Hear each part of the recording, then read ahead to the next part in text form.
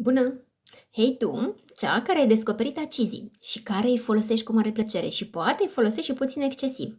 Vreau să-ți dezvălui un detaliu pe care s-ar putea să nu-l știi. Cu toate că ai multe cunoștințe despre acizi, după părerea ta, există un lucru pe care vreau să ți-l dezvălui. Există și un efect advers pe care s-ar putea să nu-l cunoști, și anume că acizii folosiți frecvent pe ten nu fac altceva decât să-ți lase pielea dezgolită, efectiv dezbrăcată. Ce înseamnă asta?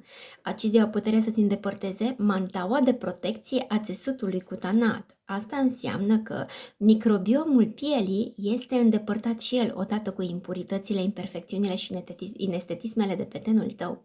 Și poate ai foarte multe informații despre acești acizi, dar s-ar putea ca nimeni să nu te fi învățat cum să refaci acest microbiom al pielii pentru a nu te expune la alte riscuri.